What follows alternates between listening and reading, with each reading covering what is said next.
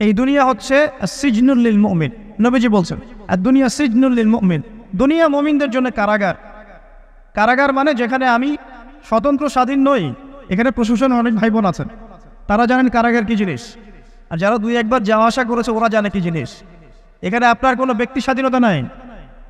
আপনি আপনার ইস্তেঞ্জা করবেন, শিশি যেতে পারবেন না, আপনি পারমিশন নিতে হবে, তারা নিয়ে যাবে, তারপরে যেতে পারবেন, তাও হ্যান্ডকাপ পরিয়ে। দুনিয়া সিজনুল লিল মুমিন, দুনিয়া মুমিনদের কারাগার। এখানে আপনি খেতে পারবেন না, খাবার আসবে তারপর খাবেন, ঘুমাতে পারবেন না, যখন ঘুমানোর আদেশ দিবে তখন ঘুমাতে পারবেন, তাও কতক্ষণ ঘুমাবেন তাও ফিক্স করা। মানে কারাগার মানে কি? যেখানে আপনার ব্যক্তির স্বাধীনতা চলে না, যেখানে আমি চলবো একটা সিস্টেমের আওতায়। এখন নবীজি বলছেন দুনিয়াটাই হচ্ছে কারাগার। আর এই দুনিয়ায় কেমন করে আমি প্রবৃত্তির দাসত্ব করতে পারি, কেমন করে আমি আল্লাহকে বলে নামাজ বাদ দিতে পারি, কেমন করে জাকাত সেই কবে ফরজ হয়েছে, মিল ইন্ডাস্ট্রিজ ফ্যাক্টরিজ করেছি, জাকাত দেই না, রমজান মাস যায় আসে যায় আসে যায় আসে, রোজাও রাখি না, তারাবি পড়তে পারি না, কোরআন আমার সামনে মানুষ তেলাওয়াত পড়ে, কোরআন আমার ঘরে পড়ে আছে, শেলফের উপরে ধুলাও আছে, শেলফের উপরে কোরআন ধুলাওয়ালা, ধুলো মাখা, কোরআন পড়ার তৌফিক হয় না, নবীর হাদিসগুলো চর্চা করার তৌফিক হচ্ছে না, ইসলামিক বইপত্র পড়তে পারি না। এই কারাগারের জীবনে বসে আমি একটা মেয়ের পিছনে দৌড়াচ্ছি, মাদক খাচ্ছি, জেনা করছি, কোনো সময় ধর্ষণ করছি, কোনো সময় সুদ খাচ্ছি, ঘুষ খাচ্ছি, দুর্নীতি করছি, এই কারাগারের জীবনে বসেই, যেখানে আমার কোনো ব্যক্তি স্বাধীনতা নাই। তাহলে কারাগারের জীবনের মেয়াদ যখন শেষ হবে, যখন তাকে এখান থেকে বের করে নিয়ে আসা হবে, অর্থাৎ মৃত্যু, তখন তার সাথে কিরকম রিমান্ডে আচরণ করা হবে এটা ভালো করে বুঝে না। নবীজি বলছেন আদ-দুনিয়া সিজনুল লিল মুমিন ওয়াল জান্নাতু লিল কাফির। কাফেরদের জন্য, মুশরিকদের জন্য এই দুনিয়াটা হচ্ছে জান্নাত। জান্নাত মানে কি? যা ইচ্ছা তাই করতে পারবে। জান্নাত মানে কি? আপনি চাচ্ছেন আল্লাহ আমি এখন একটা খামর চাই, শরাব আপনার সামনে হাজির, চিন্তা করার সাথে সাথে। জান্নাত মানে কি? আল্লাহ আমি আপনাকে দেখতে চাই, আল্লাহকে আপনি দেখতে পারবেন। জান্নাত মানে কি? আপনি মধুর নহর, দুধের নহর, পানির নহর, শরাবের নহর, হুরে নিন চতুর্দিকে ঘোরাফেরা করছে। একজন নিম্নমানের জান্নাতি, মানে সবচেয়ে শেষের দিকে যারা জান্নাতে যাবে, তাদের সাথেই দুজন করে হুরে নিন, আহাল পরিবার তো আছেই, গিলমান পানপাত্র নিয়ে চারপাশে ঘোরাফেরা করবে। জান্নাত মানে কি? যেখানে যা ইচ্ছা তাই করা যাবে, বলার কেউ নাই, বাধা দেওয়ার কেউ নাই, সেখানে কোনো মৃত্যু নাই, সেখানে কোনো অহেতুক কথাবার্তাও নাই, কোনো গান গল্প নাই, কোনো মিথ্যা নাই, কষ্টের ক্লেশ মাত্র নাই, থুতু ফেলতে হবে না। জান্নাত মানে থুতু ফেলতে হবে না, জান্নাত মানে হাঁচি হবে না, নাক ঝাড়তে হবে না, জান্নাত মানে ইস্তেঞ্জা পেশাব পায়খানা করার টেনশন নাই। মানুষ খাবার খাবে, একটা ঢেকুর তুলবে, ব্যাস খাবার হজমে। আর জান্নাতের সবচেয়ে বড় বিষয়টা কি? আল্লাহ পাককে আমরা এই চোখ দিয়ে দেখতে পারবো ইনশাআল্লাহ। আর তার সমকক্ষ একটা বিষয় হচ্ছে আল্লাহ পাক বলে দিবেন যে আমি তোমাদের সবার উপর সন্তুষ্ট হয়ে গেলাম, যাও কোনোদিন অসন্তুষ্ট হও, ব্যাস। এখন আপনি যত কিছুই করেন এই বস্তুবাদী জীবনে, মনে একটা ভয় থেকে যাবে। আপনি বিশ্ব নেতা হয়েছেন, বড় শিল্পপতি হয়েছেন, পলিটিশিয়ান হয়েছেন, ইকোনমিস্ট হয়েছেন, মনে একটা ভয় থেকে যাবে যে মরতে আমাকে হবে, আল্লাহ আমাকে ধরবেই, হিসেব আমাকে দেওয়া লাগবেই, কবরে আমাকে একাই যাওয়া লাগবেই, আমাকে কিয়ামতের মাঠে দাঁড়াতে হবে আল্লাহর সামনে। মনে একটা ভয় কাজ করে, যদিও বাইরে মানুষ দেখায় যে কোনো ভয় নাই। মানুষ বাইরে অভিনয় করে, মানুষ সমাজের মানুষের সাথে বাইরে একটা অভিনয় করে, কোনো ক্ষেত্রে আমরা নিজেরাই নিজেদের সাথে অভিনয় করি। কথা সাহিত্যিক হুমায়ুন আহমেদের নাম শুনেছেন? ইন্তেকাল করেছেন। একটা সময় ছিল আমরা স্কুলে পড়তাম, কলেজে পড়তাম, মাঝে মাঝে টুকটাক এ ধরনের কিতাব বইপত্র পড়া হয়েছে, হিমু, মিসির আলী এসব পড়া হয়েছে, শরৎচন্দ্র, বঙ্কিমচন্দ্র, রবীন্দ্রনাথ, নজরুলের কবিতাগুলো, ইভেন শেক্সপিয়ার, অ্যাডাম স্মিথ সহ, যিনি অর্থনীতির জনক। যাই হোক, তিনি তার বইয়ের মধ্যে লিখেছিলেন যে এই পুরো দুনিয়াটা হচ্ছে অভিনয়ের মঞ্চ। কথা সাহিত্যিক তিনি বলছেন তার মতো করে এই পুরো দুনিয়াটাই অভিনয়ের মঞ্চ, আর আমরা সবাই নিজ নিজ জায়গায় অন্যের সাথে অভিনয় করছি, কোনো ক্ষেত্রে আমরা নিজেরা নিজেদের সাথে অভিনয় করছি। তিনি বলছিলেন আমরা সবাই অভিনেতা, আর সবচেয়ে বড় অভিনেতা হচ্ছে পলিটিশিয়ানরা। কারণ তাদেরকে অনেক বড় মঞ্চে অভিনয় করতে হয়। এটা আমার কথা না, হুমায়ুন আহমেদের কথা, পড়ে দেখেন। তো আল্লাহ পাক পাঠিয়েছেন তার ইবাদত করতে, আর এই বস্তুবাদী জগৎ আমাদেরকে ভুলিয়ে দিল কিভাবে? কয়েকটা প্রলোভন দিল। প্রথম প্রলোভন হচ্ছে টাকা, তারপরে জীবনে কি করব প্রতিষ্ঠিত হওয়ার চিন্তা, তারপরে চাই চাই আরও চাই এই একটা আকীদা দর্শন, তারপরে আমার স্ত্রী সন্তান আহান পরিবারের কি হবে, আর আরেকটা দর্শন আছে, এটাকে বলে চারবাক দর্শন। এবং দুঃখের সাথে বলতে হয় আমাদের রবীন্দ্রনাথ ঠাকুর কিন্তু এই দর্শনের মানুষ ছিলেন। চারবাক কিরকম? তার কবিতা পড়লে দেখবেন লেখা আছে, দুহাতে যা পাও হাত পেতে নাও, দুহাতে যা পাও হাত পেতে নাও, বাকির খাতা শূন্য থাক, বাকির খাতা শূন্য থাক। ঠিক চারবাক দর্শন, এটা ফিলোসফি পড়েছেন, এখানে অনেক টিচারও আছেন আমি জানি, তারা এই কথাগুলো বুঝবেন। চারবাক দর্শন কেমন? ঋণ করে ঘি খাও, ঋণ করে ঘি খাও, যতদিন বাঁচবে সুখে বাঁচবে, এটা হলো চারবাক দর্শন। তো দুহাতে যাবো হাত পেতে নাও, বাকির খাতা শূন্য থাক, মিল আছে না?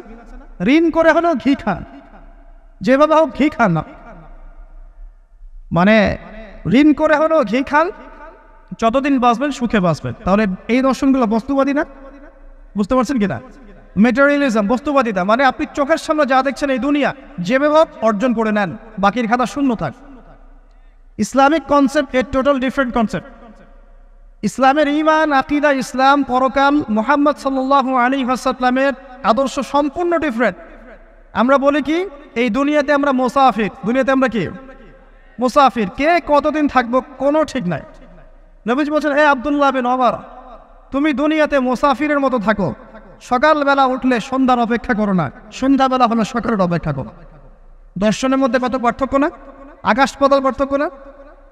এখন যদি এই বস্তুবাদী দর্শন নিয়ে আপনি চলাফেরা করেন, তাহলে তো আপনার লাইফের অ্যাম্বিশন হবে একটা ফ্ল্যাট, আর ওটা এনি হাও আপনাকে অ্যাচিভ করতে হবে, legal way or illegal way, আপনাকে অ্যাচিভ করতেই হবে, অ্যাচিভ করতেই হবে, যেহেতু আপনার মোটিভটা হচ্ছে মেটেরিয়ালিজম, বস্তুবাদিতা।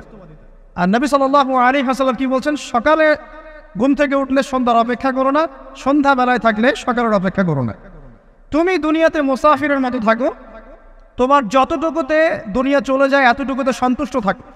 নবীজি বলছেন, তোমরা হাঁটবে যখন রাস্তায় চলাফেরা করবে, তোমাদের উপরের দিকে দেখবে না তোমাদের উপরে কারা আছে, অলওয়েজ দেখবা তোমাদের নিচে কারা আছে, তোমাদের চেয়ে খারাপ কারা আছে। এক ভাইকে আপনি দেখবেন আপনি সুস্থ, তার হাত নাই। আরেক ভাইকে দেখবেন আপনি সুস্থ, তার চোখ নাই। এক ভাইয়ের পা প্যারালাইজড হয়ে গেছে, এক ভাইয়ের বডি প্যারালাইজড, একজন হার্টের রোগী, একজন ডায়াবেটিসের রোগী, আপনি সুস্থ আছেন, অথচ ওই ব্যক্তির অনেক টাকা পয়সা আছে, আপনার নাই। এখানে কে ধনী বলেন দেখি, আপনি না সে? আপনার সুস্থতা আছে। আরেক ভাইয়ের অনেক বড় বড় ফ্ল্যাটস, কিন্তু আপনার এতটুকু নাই, ছোট্ট একটা বাসা। আপনার কষ্ট লাগে, আমারও যদি এমন হতো। ওই বাসায় গিয়ে দেখলেন যে ইন্টারনালি সে ব্যক্তি সুখে নাই, তার পরিবারে অশান্তি, তার পরিবারে হৃদ্যতা ভালোবাসার বন্ধন নাই, আপনার পরিবারে আছে। একটা রিক্সাওয়ালা সারাদিন রিক্সা চালিয়ে 400-500-1000 টাকা আর্ন করে বাসায় চলে গেল, গিয়ে মাশাআল্লাহ আলু ভর্তা, ডিম ভাজা, ডাল দিয়ে ভাত খাচ্ছে, সুখে আছে, দিন বউয়ের সাথে গল্প করছে, চাঁদ দেখছে। আর সেই তো কবে আপনি ওয়াইফ কিনে চাঁদ দেখেছেন ঠিক নাই, আপনি টাকা অর্জন করার নেশায় বছরের পর বছর স্ত্রী থেকে দূরে আছে, দেখারই সৌভাগ্য হয়। আসলে সুখ কাকে বলে? সুখটা কি জিনিস? ঢাকাবাসীকে সুখ বোঝানো দরকার। সুখটা কি জিনিস? যখন আপনি বা আমি নিজেকেও বলছি, যখন আমরা আল্লাহকে পাবো, আল্লাহ পাকের ইবাদতের মধ্য দিয়ে, রাসূলের সুন্নতের মধ্য দিয়ে অল্পে তুষ্ট থাকতে পারবো, যা আছে এতে শুকরিয়া আদায় করবো, আপনার চেয়ে সুখী মানুষ দুনিয়াতে কেউ নাই, কেউ নাই দুনিয়া। কিন্তু বস্তুবাদিতা আপনাকে এই আকীদা আদর্শ থেকে সম্পূর্ণ ডিমোটিভেট করে দেবে। আপনাকে খালি চাই আরো চাই, ওই যে দু হাতে যাবো হাত পেতে নাও, বাকির খাতা শূন্য থাক। আর আমাদের দর্শন দু হাতে যাবো হাত পেতে নাও না, বরং দুনিয়াতে যতটুকু পাও এতটুকুতে সন্তুষ্ট থাকো, বাকির খাতা শূন্য থাক না, বাকির খাতা পূর্ণ হোক। মানে পরকালটা বাকির খাতা না, পরকালের বাকির খাতাটা পূর্ণ হোক। প্রয়োজনে দুনিয়ার সব চলে যাক, প্রয়োজনে দুনিয়ার সব যদি চলেও যাক, তারপরে বাকির খাতা কি হোক? পূর্ণ হোক। এটাই আল্লাহ রাব্বুল আলামিন সূরা আ'লার মধ্যে বলছেন, বাল তু'থিরুনাল হায়াতাদ দুনিয়া, তোমরা এই দুনিয়ার জীবনটাকে প্রাধান্য দিয়ে থাকো, ওয়াল আখিরাতু খায়রুন ওয়া আবকা, কিন্তু আখিরাত হচ্ছে সবচেয়ে উত্তম এবং চিরস্থায়ী। তো প্রিয় ভাই এবং বোনেরা যারা আমার জন্য শুনছেন, আজকে আমাদের প্রথম সবক হওয়া উচিত দুনিয়ার নেশায় আমরা না পড়ি। আল্লাহ পাক আমাদেরকে তৌফিক দান। এর মানে এই না আমরা দুনিয়ার প্রোগ্রেসে যাব না, অবশ্যই যাব, আমরা অবশ্যই যাব। পুরো ন্যাশন জাতিগতভাবেই আমাদেরকে এই ওয়ার্ল্ডের সমকক্ষ তো হতে হবে, হবে কি না? আমরা কি ওয়ার্ল্ডের সমকক্ষ হতে পেরেছে? আপনাদের কি মনে হয় যে মিলস, ইন্ডাস্ট্রিজ, ফ্যাক্টরিজ, সেতু, ফ্লাইওভার এইগুলো করলেই মনে হয় যে ওয়ার্ল্ডের সমকক্ষ হওয়া যায়? প্রত্যেক জনগণ ভিতর থেকে সুখী কিনা, তাদের অন্ন, বস্ত্র, চিকিৎসা, শিক্ষা, বাসস্থান, এই যে মৌলিক চাহিদা, বেকারত্ব ঘোচানো, 3 বেলা খাওয়া খেয়ে পরে বাঁচা, জীবনের অধিকার, সিকিউরিটি, এই জিনিসগুলো আমাদের নিশ্চিত হচ্ছে কিনা, এটা হচ্ছে আপনার উন্নতির মানদণ্ড। উন্নতির মানদণ্ড কি? আমরা এখন যেখানে আছি না, 1776 সালে অ্যাডাম স্মিথ তার চেয়ে আগের জায়গায় ছিল। 1776 সালে অ্যাডাম স্মিথ একটা বই লিখেছেন, তার নাম হচ্ছে যে দ্য ওয়েলথ অফ নেশন, এই কিভাবে একটা রাষ্ট্রের ওয়েলথ ফাংশন করে। ওই 1776 সালে তিনি যে চিন্তাগুলো করেছেন, এখন পর্যন্ত আমরা সেই চিন্তা বাস্তবায়ন করতে পারি নাই। 1776 সালের চিন্তা, কিন্তু ওই চিন্তা বাস্তবায়ন করেছে পশ্চিমারা। পশ্চিমা সভ্যতা যেটা আপনি দেখছেন দাঁড়িয়ে আছে, এই একটা বইয়ের উপর দাঁড়িয়ে আছে।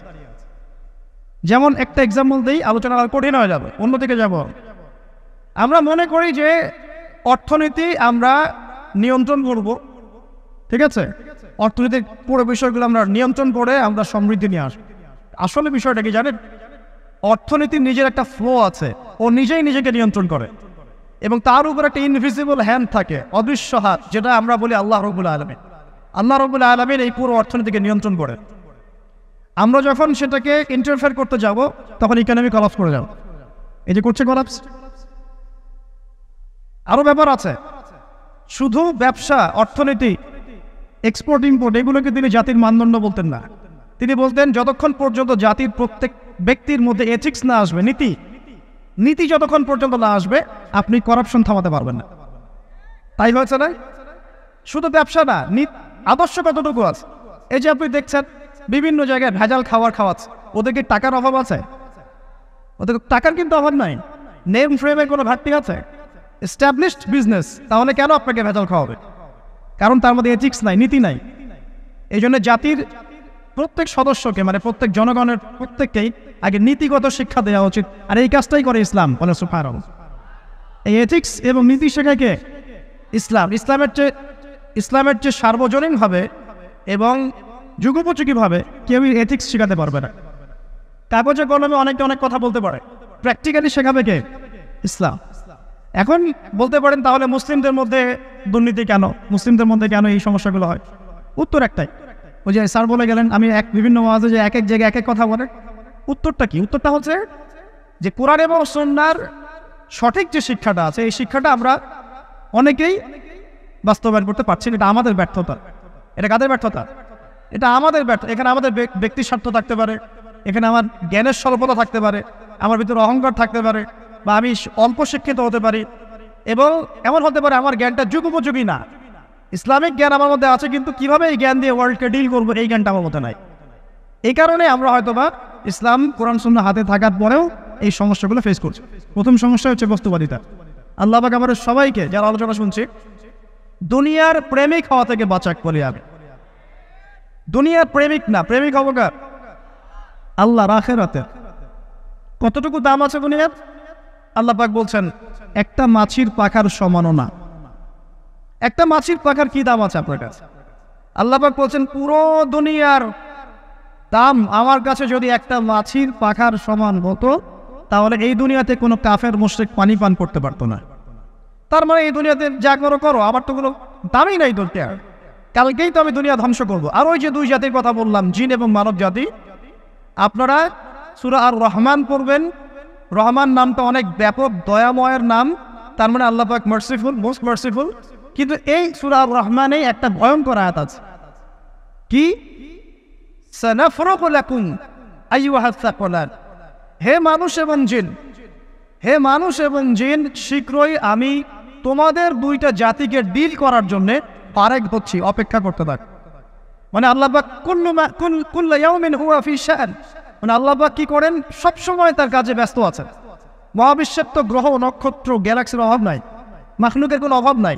আল্লাহ পাক প্রত্যেকটা মুহূর্তেই তার কাজে ব্যস্ত আছে, তার কাজে শানে ব্যস্ত আছে। কিন্তু এই ব্যস্ততা থেকে ফারেক হবেন কাদের জন্য? মানুষ আর জিনের জন্য। সুবহানাল্লাহ, মানুষ আর জিনের জন্য। আল্লাহ পাক বলেন সানাফরুগু লাকুম আইয়ুহাস সাকলান। দাঁড়াও, দুনিয়ার মধ্যে এইসব করে বেড়াচ্ছ, তোমাদের দুই জাতির জন্য আমি অচিরে ফারেক হব ইনশাআল্লাহ। ওইটাই হলো কিয়ামতের দিন। যদি ওই দিনটা আমরা মাথায় রেখে চলি, ইনশাআল্লাহ আমরা কেউ বস্তুবাদী হব না ইনশাআল্লাহ।